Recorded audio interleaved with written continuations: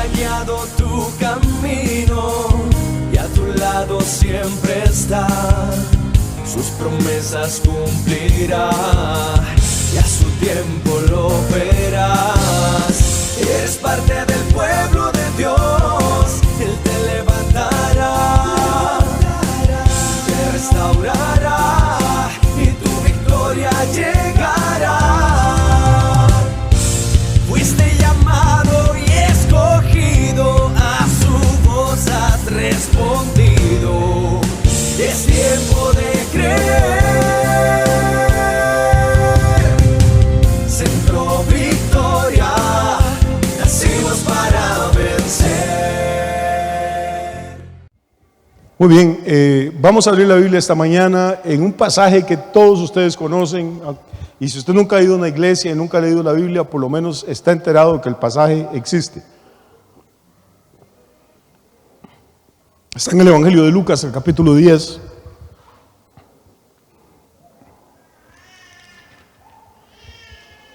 Hay alguien que sigue quejándose ahí, Daniela. Esa sí va a ser protestante de verdad. Está protestando desde el primer día. Muy bien. ¿Quién no ha escuchado hablar de la historia del buen samaritano?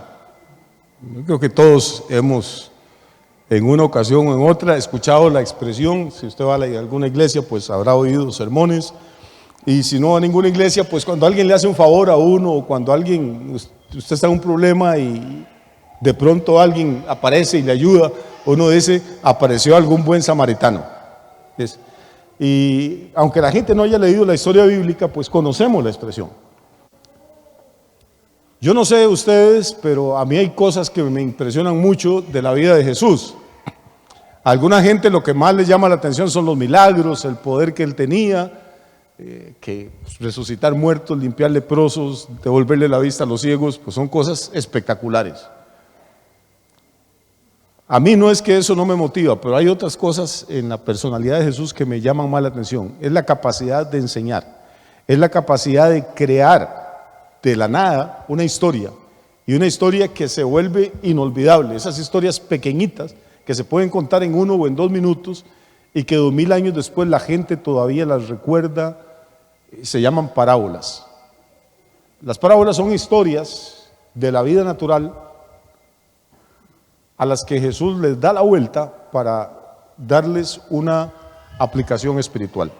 Y quizá una de las parábolas más famosas del Señor sea esta parábola del buen samaritano, que está, repito, en Lucas capítulo 10, versículo 25.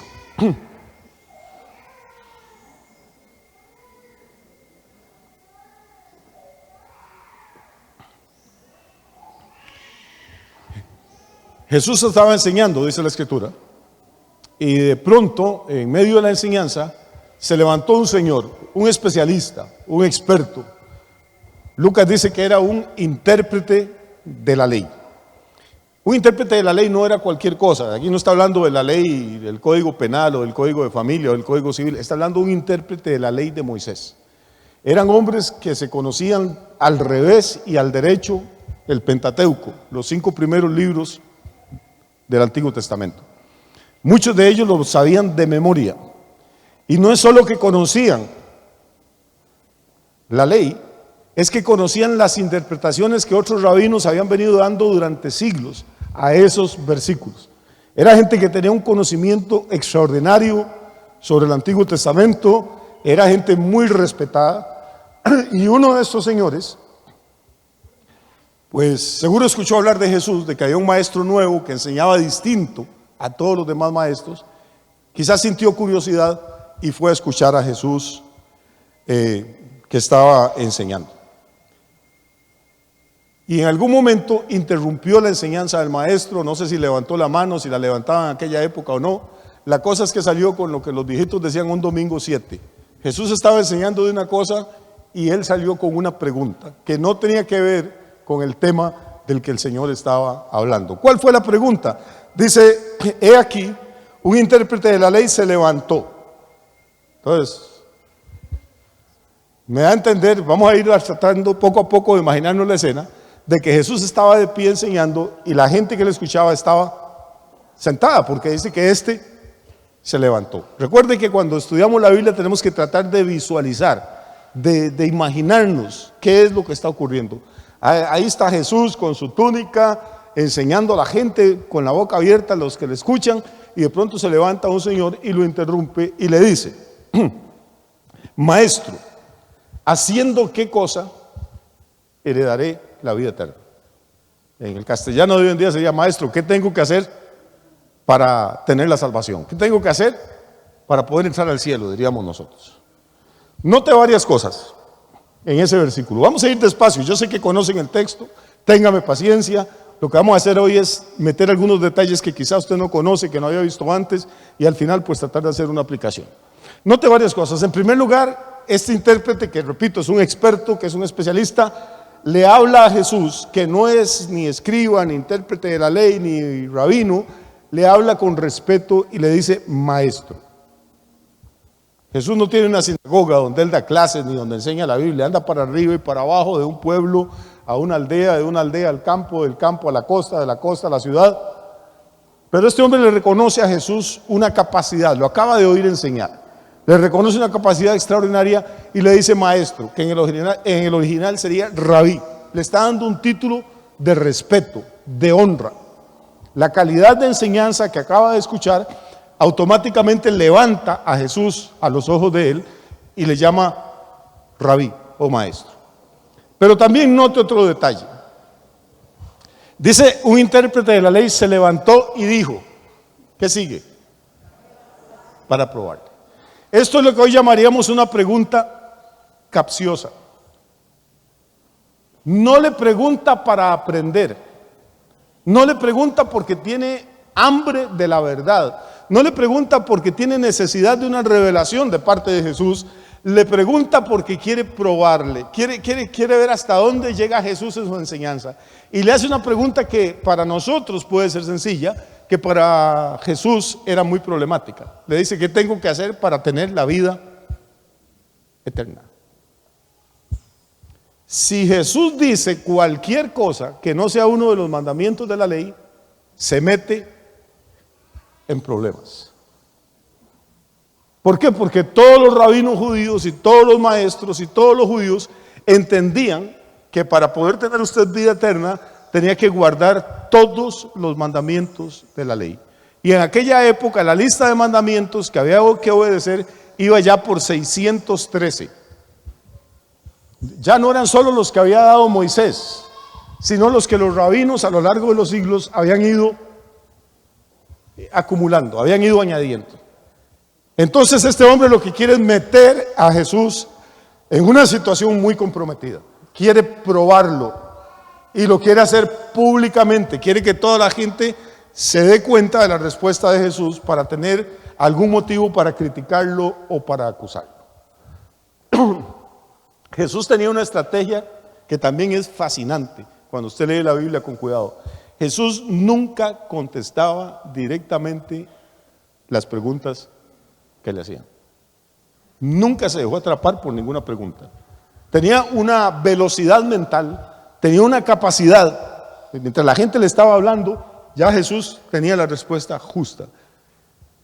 Si usted le pregunta a un católico, a un evangélico, a un mormón, a un testigo de Jehová, a un musulmán, ¿qué tengo que hacer para heredar la vida eterna? Cada uno de ellos le va a decir, bueno, haga esto o haga lo otro. La pregunta es, ¿qué tengo que hacer? Lo que Jesús tenía que decirles, haga tal cosa. Pero Jesús no le contesta así. Vamos a ver el versículo siguiente. Él le dijo, o sea, Jesús le dijo, ¿qué está escrito en la ley? ¿Cómo lees? El intérprete de la ley le hace ¿qué? Una pregunta. ¿Cómo responde Jesús? Con dos preguntas. Y note que el que le está interrogando primero es un intérprete de ¿qué cosas? Que la ley, que la maneja para atrás y para adelante. Entonces Jesús lo ataca con la misma arma. Le dice, ¿qué está escrito en la ley? O sea, usted es un intérprete de la ley, quiere saber qué hay que hacer para tener vida eterna. Dígame qué cosa es lo que usted lee cuando estudia la ley. ¿Qué es lo que aprende? ¿Qué dice ahí? Y ahora la pelotita está en el otro lado de la cancha. Ya no está en el lado de Jesús. Ahora el que está en un problema es el intérprete, que no se puede quedar callado porque tiene una audiencia ahí, tiene una reputación que defender, está orgulloso de su conocimiento, y entonces el intérprete le dice: amarás al Señor tu Dios con todo tu corazón y con toda tu alma y con todas tus fuerzas y con toda tu mente, y a tu prójimo como a ti mismo. De los 613 mandamientos de la ley, este intérprete, que no era ningún tonto, logra hacer un resumen y lo deja en 2 mandatos. ¿Cuáles son los 2 mandatos? Primero, amarás al Señor tu Dios con todo tu corazón, con toda tu mente, con toda tu alma y con todas tus fuerzas. Segundo, amarás a tu prójimo. Esa es la respuesta que el intérprete da. Fácil, ¿verdad? Solo eso hay que hacer para salvarse. No 613 mandamientos, 2, y facilísimos, ¿verdad? ¿Cuántos de nosotros amamos a Dios con todo nuestro corazón, toda nuestra mente, toda nuestra alma? No diga amén porque va a caer en ridículo. Y todas nuestras fuerzas.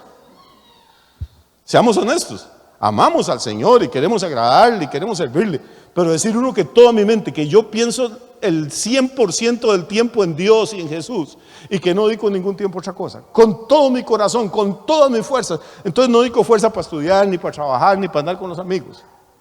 Seamos honestos, ¿quién hace eso? Y luego dice: amarás a tu prójimo como a ti mismo, hermano. Y yo me quiero bastante. Mire, con costos ama uno a la familia como a uno mismo. Hay vecinos que son una pega. Hay hermanos dentro de la iglesia que son molestos. Hay gente a la que cuesta hasta soportarla. Ya amarla es bastante difícil. Y amarla igual que uno se quiere a uno mismo, ¿usted cree que es fácil?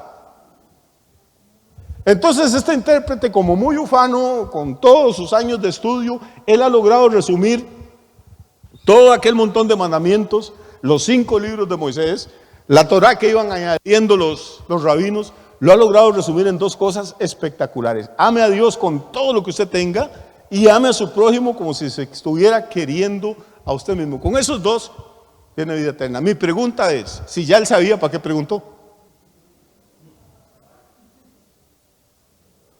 Vea que Jesús le devuelve la pregunta. Y él no se pone a rascarse la cabeza y ¿qué hago ahora? No, él lo tenía claro. Eso es que al principio de la historia, al principio de la parábola, dice, le preguntó para probarle.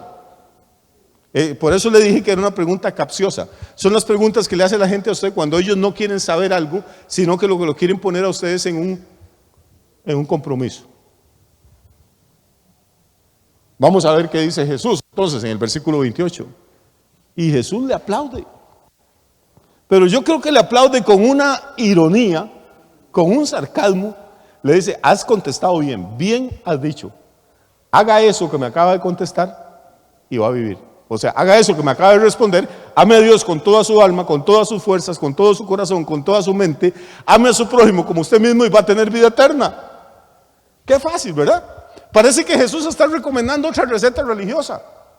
Como bautícese, vaya a misa o venga al culto y se va a salvar. Pareciera que Jesús es como otro maestro de religión aquí. Pero realmente lo que Jesús le está diciendo a este hombre es: eso que usted me ha dicho está muy bonito, está muy bien contestado, pero en realidad es imposible de cumplir. Hágalo para que tenga vida. Y repito, el escriba, que no es ningún tonto, le contesta. Pero él, queriendo justificarse a sí mismo, note cómo Lucas mete en la parte interna de este hombre. Primero se preguntó para probarle. Y luego ahora responde como para justificarse a sí mismo. Y le dice: ¿y quién es mi prójimo? Pues si él mismo acaba de contestar que hay que amar al prójimo como a sí mismo. Y él era un especialista, era un experto. Tenía que haber estudiado desde antes de preguntarle a Jesús quién era el prójimo, porque la ley decía que había que amar al prójimo. Pero en realidad se sabía el texto de memoria, se sabía la letra, pero no entendía nada. Y ahora le tiene que preguntar a Jesús, bajarse del caballo donde él estaba, de su orgullo intelectual y religioso, y preguntarle a Jesús: bueno, sí, está bien, yo quiero intentarlo, pero ¿quién es mi prójimo? Vuelve ahora usted y nota que Jesús tampoco le responde directamente. Nunca contestó ninguna pregunta directamente. Vea lo que le contesta. Respondiendo Jesús dijo: su prójimo es Jonás y Eliseo Y el vecino dijo eso. No, lo que hace es que le cuenta una historia. Y en este diálogo, en esta confrontación entre el intérprete de la ley y el maestro, nace esta parábola extraordinaria. Dice, y aquí viene la historia, la vamos a leer. Respondiendo Jesús dijo: un hombre descendía de Jerusalén a Jericó y cayó en manos de ladrones, los cuales le despojaron e hiriéndole se fueron, dejándole medio muerto. Aconteció que descendió un sacerdote por aquel camino y viéndole pasó de largo. Asimismo un levita, llegando cerca de aquel lugar y viéndole, pasó de largo. Pero un samaritano que iba de camino vino cerca de él y viéndole fue movido a misericordia. Y acercándose, vendó sus heridas, echándoles aceite y vino, y poniéndole en su cabalgadura, lo llevó al mesón y cuidó de él. Otro día, al partir, sacó 2 denarios, los dio al mesonero y le dijo: cuídamele, y todo lo que gastes de más, yo te lo pagaré cuando regrese. Esa es la historia. Ahora viene la aplicación. Jesús le pregunta al escriba: ¿quién pues de estos 3 te parece que fue el prójimo del que cayó en manos de ladrones? Otra vez la bola está en el campo del escriba, del intérprete de la ley. Y él le dijo: el que usó de misericordia con él. Entonces Jesús le dijo: ve y haz tú lo mismo. Y se acabó la discusión. Pero en esa discusión nos queda esta historia maravillosa, que es en la que nos vamos a centrar hoy, si ustedes tienen un ratito para darme. ¿Les parece bien? Vamos a entrar. Yo sé que la conocen, repito, pero vale la pena ver algunas cosas. En primer lugar, hay una cuestión aquí teológica que es muy interesante. Jerusalén para los judíos es la ciudad santa, es el lugar donde está el templo de Salomón, es el lugar donde habita la gloria de Dios. En la Biblia, cada vez que se habla de moverse de Jerusalén hacia algún lugar, siempre se desciende, siempre se baja. Y cada vez que alguien se acerca a Jerusalén, siempre se usa el verbo subir. A Jerusalén no se va, a Jerusalén no se viaja, a Jerusalén se sube. De Jerusalén uno no se aleja, de Jerusalén desciende. Esto tiene una implicación teológica. Si Jerusalén es el lugar donde está el templo y donde habita la Shekinah, la gloria de Dios, cada vez que usted se aparta de la gloria de Dios, está empezando un camino hacia abajo. Y cada vez que se acerca a la presencia de Dios, su vida va a mejorar y usted está empezando un camino hacia arriba. Por eso dice, vamos a volver ahora al principio de la historia. Respondiendo Jesús dijo: un hombre que descendía de Jerusalén a Jericó. Jerusalén está a unos 700 metros de altura sobre el nivel del mar. Jericó está a 320 metros de altura bajo el nivel del mar. Para ir de Jerusalén a Jericó es un camino empinado, es una bajada, diríamos nosotros, o una cuesta, y hay que descender durante ese trayecto casi 1000 metros, desde 700 sobre el nivel del mar a más de 300 bajo el nivel del mar. No era un camino plano. Y ese camino, y aquí hay algo importante también, ese camino era conocido en la época de Jesús y tiempo después como el camino sangriento o el camino de sangre. Porque había tantas bandas de maleantes, tantas pandillas de asaltantes, que el que caminaba por ahí, la gente normalmente no recorría ese camino a solas, porque era demasiado peligroso. Porque había muchas posibilidades de que le ocurriera lo que ocurrió con este samaritano, de que lo asaltaran, lo golpearan o lo mataran. Eso nos indica a nosotros que Jesús conocía la situación social y económica de su gente. No solo andaba flotando ahí hablando de Dios y de la Biblia, sino que conocía cuál era la realidad de la gente. La realidad de la gente es que la época de Jesús era una época donde había mucha miseria, había mucha pobreza. Roma estaba gobernando la provincia de Palestina, Roma los explotaba con impuestos, los sacerdotes pedían plata, diezmos, ofrendas y todo para llenar de lujos el templo, y la gente del pueblo casi no tenía ni para comer, no había fuentes de trabajo. Entonces, ¿qué hacían muchos hombres? Se echaban al monte, se iban de su aldea, se iban de su ciudad y se convertían en bandoleros, se convertían en asaltantes de caminos. Recuerde la historia, a Jesús lo crucifican junto con 2 delincuentes, uno a cada lado. Recuerde que Pilato les ofrece soltar a otro delincuente que se llamaba Barrabás y ellos dicen: no, dejen a Jesús. Eso lo que está haciendo el Espíritu Santo es mostrarnos cómo era la condición socioeconómica de la gente en esa época. Hoy en día muchos predicadores y muchas iglesias viven en una burbuja.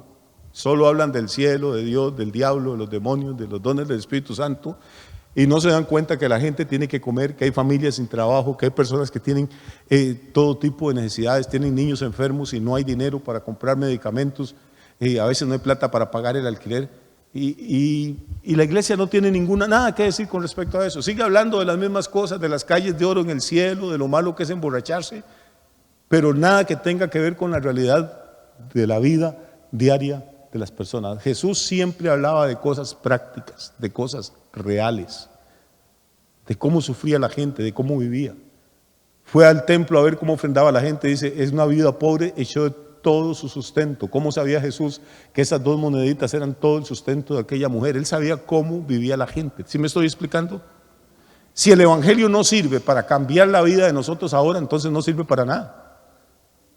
Un mensaje que solo le dice a la gente, usted tiene que aguantar hambre aquí, sufrir humillaciones, y cuando se muera tatica, Dios lo va a llevar al cielo. Eso no es el verdadero evangelio. El evangelio tiene que tener el poder para afectar positivamente la vida de las personas ahora. Cuando se predica el evangelio, hermano, los borrachos dejan de ser borrachos, los drogadictos son liberados, la gente cambia, la vida de familia, la vida económica, todo tiene que cambiar. Todo tiene que mejorar. Y entonces, repito, Jesús empieza con esta historia que refleja que él conocía la realidad de su gente. Dice, descendía de Jerusalén a Jericó, ¿y qué le pasó? Cayó en manos de ladrones que le robaron todo cuanto tenía, lo despojaron, lo hirieron, y no fue que lo hirieron que le cortaron un brazo o una pierna. Cuando lo soltaron porque creían que él estaba muerto, lo dejaron realmente agonizante. Y sigue la historia, vamos a correr. Aconteció que descendió un sacerdote por aquel camino y viéndole, ponga el dedo ahí, subraye si tiene con qué, marque esa expresión, viéndole. Pasó un sacerdote por aquel camino y viéndole pasó, ¿qué? Pasó de largo. El sacerdote lo vio y pasó de largo. Muy bien.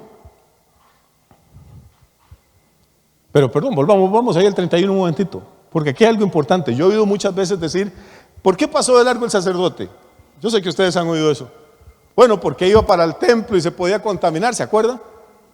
¿Sí o no? ¿Han oído eso? Bueno, pues es falso. Eso nos pasa por no leer bien. Vea lo que dice el texto. Aconteció que, ¿qué? Descendió un sacerdote. Si descendió, ¿para dónde iba? No iba para Jerusalén, venía del templo e iba para Jericó. Entonces es mentira que pasó de largo porque se podía manchar el vestido y no poder ofrecer sacrificios. Eso es falso. Él venía más bien de regreso, ya había ejercido su ministerio en Jerusalén y ahora iba para Jericó. Él descendió por el mismo camino, vio, no fue que tiraron al herido en un desagüe los ladrones, él lo vio donde estaba, pero dice pasó de largo. Verso 32. Y asimismo un levita, que no eran sacerdotes, pero casi, llegando cerca de aquel lugar y otra vez, ¿y qué?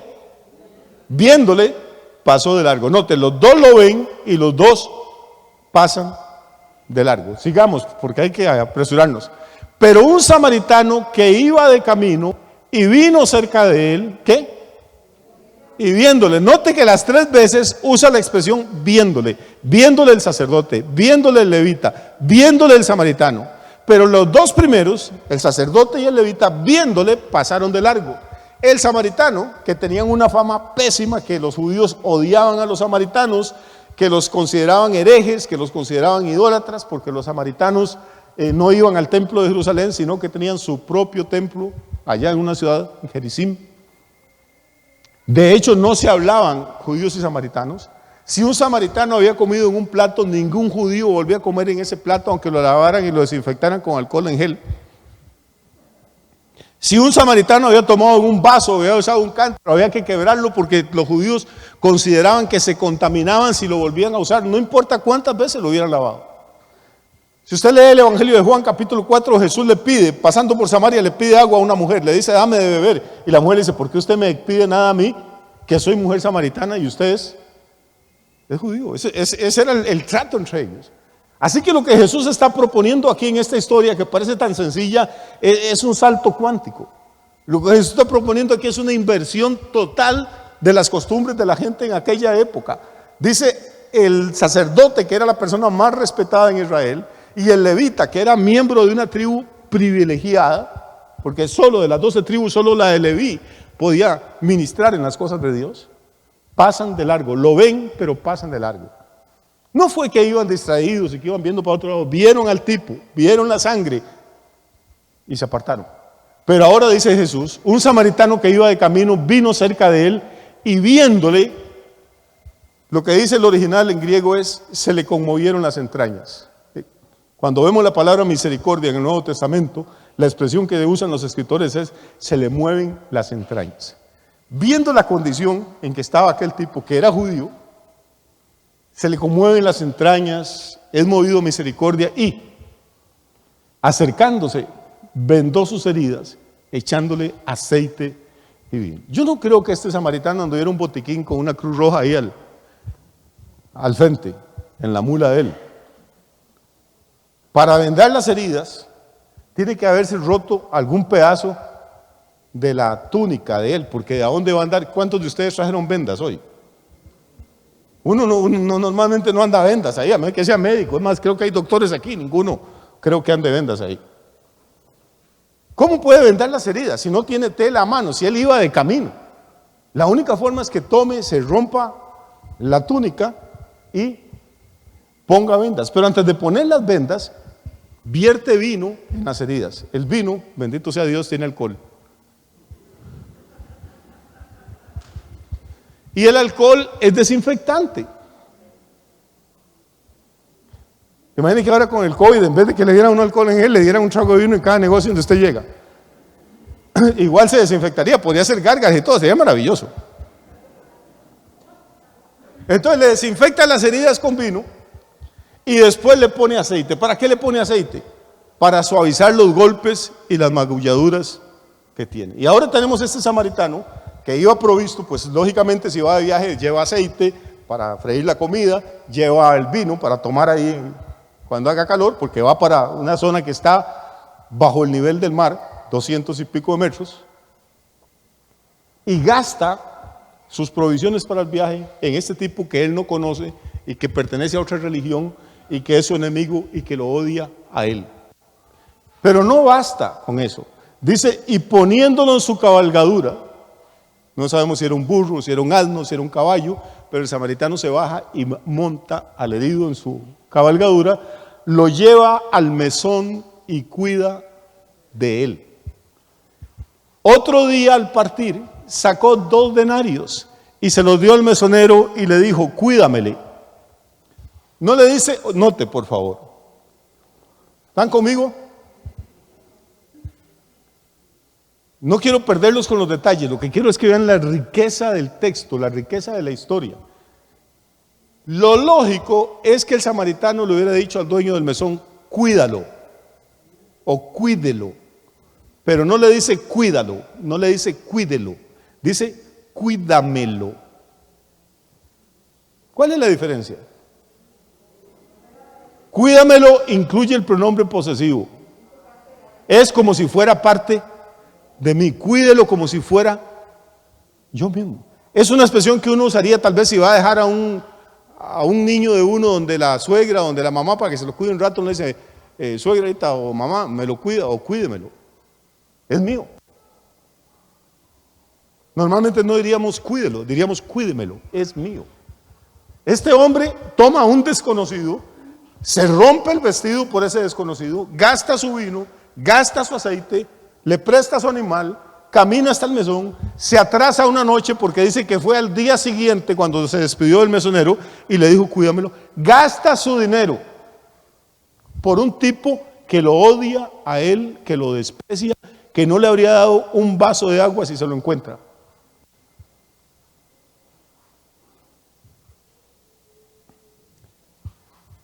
Y no solo le da las 2 denarios, que era todo lo que andaba en la bolsa, le dice, si se pasa la cuenta, si la factura es más que 2 denarios, cuando yo venga, yo se lo voy a reconocer, se lo voy a pagar. Versículo 36, hasta ahí la historia. No sé si usted puede ver el poder que hay en esta historia, como en un diálogo, en una conversación. ¿Usted cree que Jesús se sentaba a escribir eso y lo andaba en una bolsa y decía, voy a ver qué parábola le invento ahora? No, hermano, en el diálogo, en la conversación, la sabiduría del Señor, no sé, la capacidad de esta, es lo que a mí me asombra.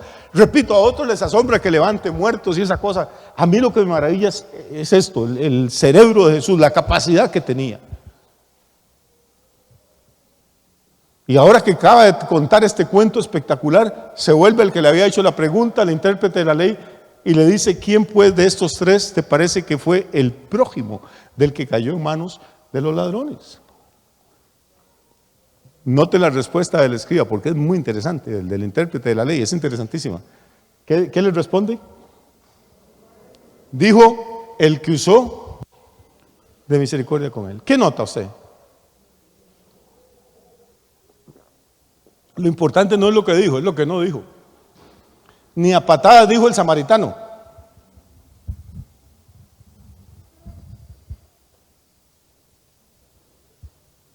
Esa es la respuesta lógica. ¿Quién fue el que usó de misericordia con él? Cualquiera otro día, el samaritano.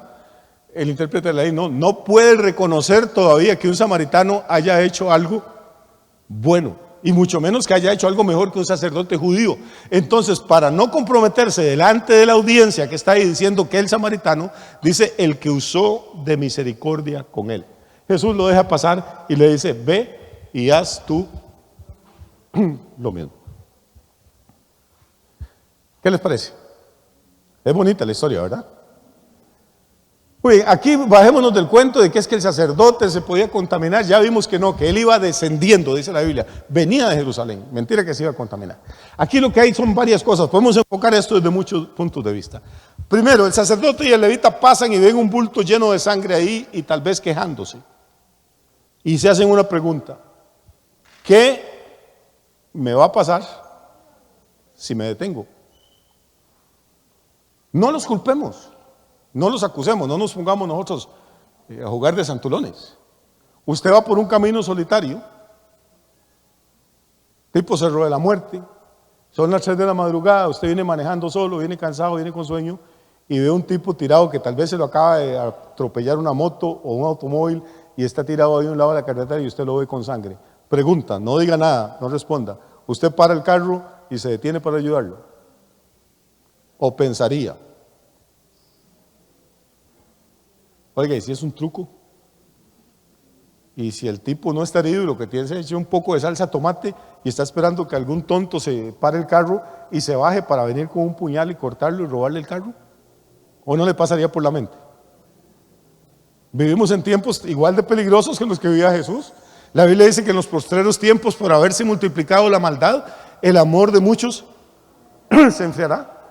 O podría uno pensar, bueno, y si es un truco y no es el que me va a asaltar, pero tiene 3 compas ahí detrás del matorral. Porque usted dice, bueno, yo me podría bajar con la llave de ranas en la mano y si hace algún mate lo acomodo y lo dejo ahí una vez seco. Pues si tiene 2 o 3 ahí atrás y empiezan a pasarle a uno un montón de cosas por la cabeza. ¿Qué me puede pasar si yo me detengo? Eso es lo que pensaron el sacerdote, lo que pensó el levita. Pero lo que pensó el samaritano es ¿qué le puede pasar a él si yo no me detengo? Y hay una enorme diferencia entre las dos preguntas. ¿Qué me puede pasar si me detengo? ¿O qué le puede pasar a él si yo no me detengo? Se la dejo para que lo piense a ver qué haría usted en ese hipotético caso.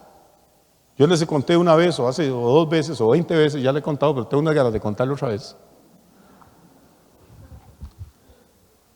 En aquella época, ahora unos 30 años, estábamos empezando a salir de la crisis de miseria y ruina que habíamos vivido durante 15 años. Y Eduardo Ramírez, que era mi asistente en esa época, había empezado a importar algunos carros de uno en uno, pues no había plata, desde Corea. Carros usados, desde luego. Y dentro de una vez pude comprarle fiado y a pagos de como pudiera. No me acuerdo, era una 4Runner, creo, roja, que la había traído de Estados Unidos.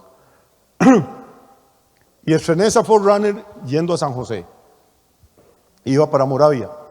Cuando iba pasando la Georgina, empezó a llover, cosa que no es rara ahí, y es una zona pues ya bastante fría. Y vi a un gringo, joven, alto, con un salveque gigante que le pasaba desde acá la mochila hasta acá, caminando bajo la lluvia. Yo paré mi carro y le dije que se subiera. El tipo puso la mochila en el asiento de atrás, se sentó en el de adelante, le hablé inglés y se volvió molesto y me dice: yo no soy gringo, soy alemán y hablo español. Le digo: genial. Entonces empezamos a hablar. Ya me contó que vivía por la Ubita, me contó cómo se llamaba, me contó que se había venido a vivir desde Alemania con su novia a la Ubita, y que la novia, un día él se despertó y no había novia y se había robado toda la plata que él tenía. Y bueno, la cosa es que yo iba probando el carro y en aquella época me gustaba manejar rápido.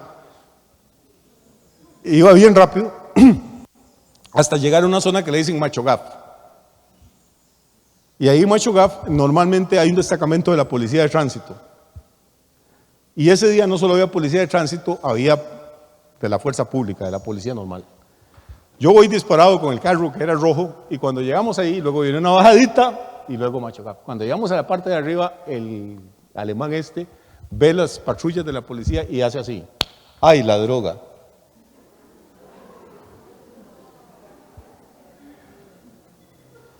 Él dijo eso y yo sentí algo en el estómago, man.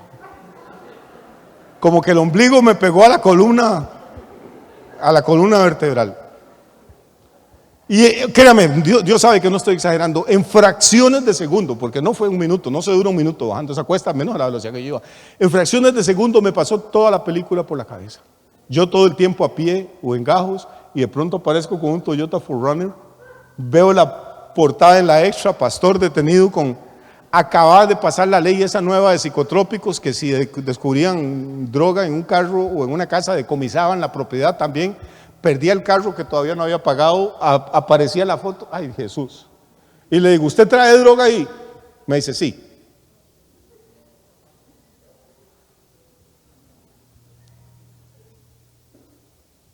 Si usted me pregunta cómo pasé yo por ahí, yo no me acuerdo, pero pararon uno o dos carros, los tenían parados y estaban ocupados con ellos, y me hicieron a mí. Yo manejé como 500 metros, paré el carro, y seguía lloviendo, y le dije al chaval: hágame el favor, y se baja. ¿Qué quiero decirle con esto, hermano? Que yo entiendo al sacerdote y entiendo al levita, que es muy fácil para uno como predicador decir: estos religiosos, sin conciencia, sin misericordia. Pero a veces, hermano, ayudar a la gente lo puede meter a usted en problemas. O como decía mi mamá: el que se mete al Redentor sale crucificado. Entonces uno los entiende. Y lo que Jesús está proponiendo aquí es algo tremendo. No está diciendo que estos hombres eran crueles, simplemente eran personas religiosas. No le hacían daño a nadie, pero tampoco iban a parar ni a molestarse en hacerle ningún bien. Hay personas que son así, son como el chayote: ni engordan ni hacen daño. No le van a robar a usted nada, pero tampoco le van a ayudar si lo ven con hambre. No se van a meter a su casa a llevarse el tele, pero tampoco se van a meter si ven que hay un incendio a tratar de ayudarle a sacar a sus hijos. No hacen daño, pero tampoco hacen bien. Y con eso se consideran buenos. Son como el sacerdote, como el levita. Pero Jesús lo que está desafiando aquí a la gente es a que vaya un paso más adelante. A que no se conformen con guardar la letra de la ley, sino que piensen en el Espíritu. Vamos a ir un momentito al Antiguo Testamento, que aquel intérprete de la ley debería conocer perfectamente, al libro de Oseas.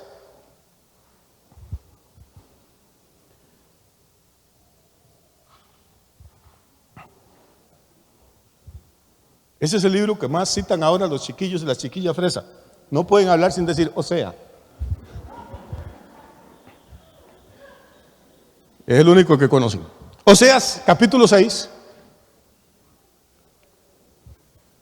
Versículo 6, por favor.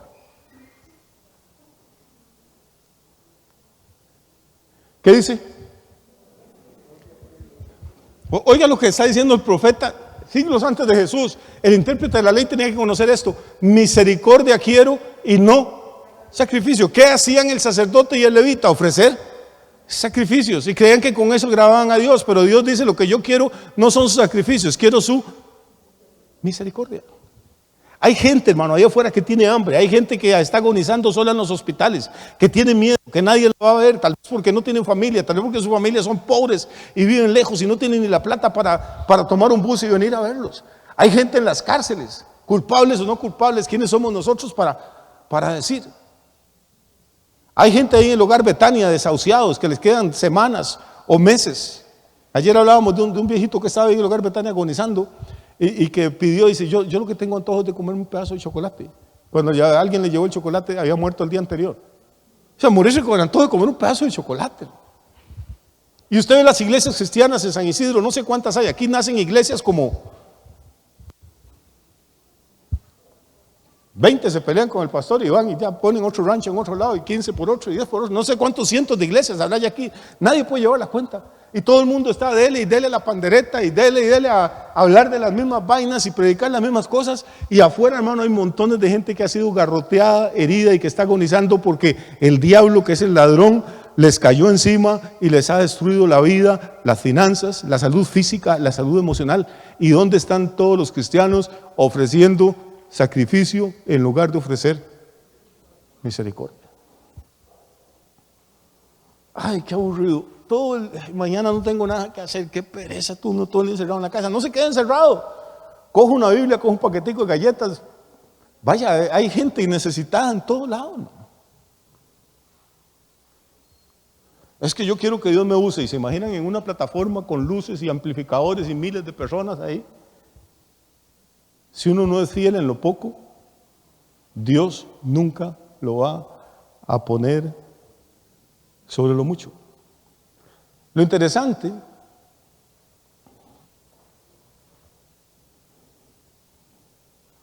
ya voy a terminar, no se desespere. Y hace un tiempo traté de enseñar de esto. Lo interesante de esta parábola, hay miles de cosas interesantes, pero para ir cerrando, es que Jesús, en esta historia tan cortita, lo que hace es reflejar las tres filosofías de la vida que existen hoy en día y que ha existido siempre. Solo hay tres formas de ver la vida, solo hay tres filosofías para enfrentar la existencia. Son muy fáciles de aprender, son muy fáciles de recordar. La primera es la de los ladrones. ¿Cuál es la filosofía de los ladrones? Es: lo tuyo es mío si te lo puedo quitar. Un ladrón lo ve a usted en la calle, le ve el reloj e inmediatamente piensa: yo, por ese reloj me podrían dar 2,000 pesos en la joyería. Inmediatamente empieza a pensar como si fuera de él. Lo suyo es mío. Si usted se descuida, si se lo logro quitar, pues lo suyo es mío. Así piensan los ladrones. La otra filosofía es la del sacerdote y el levita. ¿Cuál es? Lo mío es mío si lo puedo conservar. O sea, no le voy a robar el reloj a usted, pero el mío tampoco se lo voy a prestar. Mientras yo lo pueda conservar, sigue siendo mío. La tercera es la filosofía del samaritano. ¿Cuál es? Dice: lo mío es suyo si usted lo necesita. Mis vendas, mi vino, mi aceite, mi burro, mis 2 denarios, mi crédito. Esas son nuestras filosofías. La del ladrón es: lo suyo es mío si se lo puedo quitar. La del religioso es: lo mío es mío si lo puedo conservar. La del samaritano es: lo mío es suyo si usted lo necesita. ¿Cuál es la filosofía de los políticos corruptos? ¿Cuál es la filosofía de los narcotraficantes? ¿Cuál es la filosofía de los estafadores y de los ladrones? Es lo suyo es mío si se lo puedo quitar. ¿Cuál es la filosofía de la gente religiosa? No le voy a robar nada, no le voy a hacer mal a usted, pero lo mío es mío, me ha costado mucho.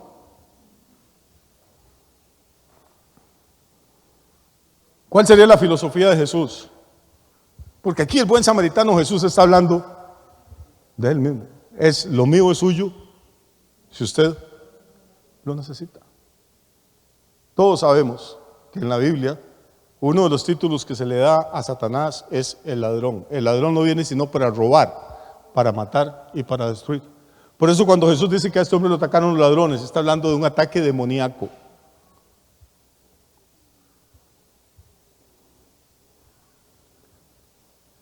Porque hay símbolos también en esta parábola. Todos sabemos que ese tipo que quedó ahí tirado en el suelo, muriéndose, garroteado por los ladrones, desangrándose, arruinado, lleno de dolores y de hematomas, es un símbolo de nosotros. A todos nosotros el enemigo nos había mordido, nos había dañado, nos había engañado, nos había robado, nos había lastimado y nos había dejado para que muriéramos en nuestros delitos y pecados. Y la religión pasó a la par nuestra y no pudo hacer nada. No nos hizo daño, pero no nos hizo ningún bien. Hasta que llegó Jesús, que es el buen samaritano. Y dijo: lo mío es de ustedes, si ustedes lo necesitan. Y entonces lavó nuestras heridas con vino, y el vino es un símbolo de la sangre, como recordamos cada vez de que tomamos la cena del Señor. Y luego puso aceite, y todo el que ha leído la Biblia sabe que el aceite es un símbolo del Espíritu Santo. Y luego nos llevó al mesón. ¿Qué sería el mesón entonces? Mesón en la iglesia. Todos esos payasos que dicen que para qué iglesias, que las iglesias no hacen falta, que usted, más ahora que hay, usted puede ver al predicador que le dé la gana por tele desde la casa tomando café y a pata cruzada, sin involucrarse en nada. ¿Para qué iglesias? Cada uno en su casa y Dios en la de todo. Yo puedo leer la Biblia en la casa, yo puedo orar en la casa. Sí, claro que no. Por eso Jesús curó al tipo, lo vendó y después lo dejó en el desagüe. No, lo limpió con su sangre, nos selló con el Espíritu Santo y nos trajo al mesón, que es la iglesia. ¿Y qué sería el mesonero? Los mesoneros son las personas que sirven en el ministerio y que tienen el encargo de cuidar a la gente que llega herida. Hay pastores que solo quieren gente que llegue con plata, que lleguen guapos, que lleguen con un hogar bonito. Pero hermano, lo que el Señor nos trae al mesón de casi siempre es gente que viene golpeada, que viene dañada, que tiene traumas, que tiene una historia, que viene herido. Y no podemos hacerle más mala cara. Para eso fue que el Señor nos puso, para atenderlos y ayudarlos hasta que se restablezcan por completo. Pero hay algo más en esta historia. Jesús le dio recursos al mesonero para que cuidara al herido que ahora le pertenecía a él. Cuídamelo. Todos llegamos heridos aquí, garroteados por el diablo, pero ahora le pertenecemos al Señor. Por eso la Biblia dice que los que predican y pastorean velan por las almas como quienes han de dar cuenta. Este es el problema de esto, hermano. ¿A quién le vamos a dar cuenta? No a los diáconos ni a la junta directiva. Es que el que trae los heridos a la casa va a volver. Porque esta parábola, aparte de todo, tiene una promesa profética. Jesús le dijo al mesonero: cuídamelo, y cuando yo vuelva, te pagaré lo que hayas gastado de más. Note lo que no dijo cuídelo, y si yo vuelvo, no, dio la seguridad, dijo: cuídemelo, y cuando yo venga, te pagaré lo que haya gastado de más. Así es que esta parábola también anuncia la segunda venida de Cristo en gloria a la tierra. Y cuando Él venga, viene con recompensas y viene con galardones. Viene a buscar la gente, no en la calle, no en el desagüe, viene a buscarla al mesón. Por eso dice: viene por una iglesia gloriosa, sin mancha, ni arruga, ni nada semejante. Por eso la Biblia, y aquí termino, nos exhorta y dice: no dejen de congregarse, mucho más cuando ustedes ven que aquel día se acerca. ¿Cuál día? El día que el buen samaritano va a venir al mesón a buscar a los que Él trajo para ponerlo acá. Yo sé que hay muchas cosas lindas, interesantes que hacer. Sé que a veces es incómodo, difícil, si llueve o hace alistar niños, venirse temprano el domingo, el día que uno puede descansar para la iglesia.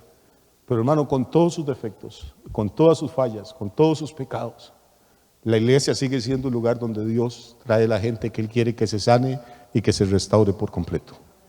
Y la iglesia es el lugar donde Él va a venir a buscar a toda la gente que recogió del camino, que limpió con su sangre, que selló con su Espíritu Santo y que trajo a que se congregara. Amén. Así que levantémonos y vamos y hagamos lo mismo, dijo Jesús. Busquemos cómo ser gente misericordiosa, cómo ser gente generosa, cómo ser gente fiel y agradecida. Que Dios les bendiga mucho, que tengan una semana extraordinaria. Centro Victoria, nacimos para vencer.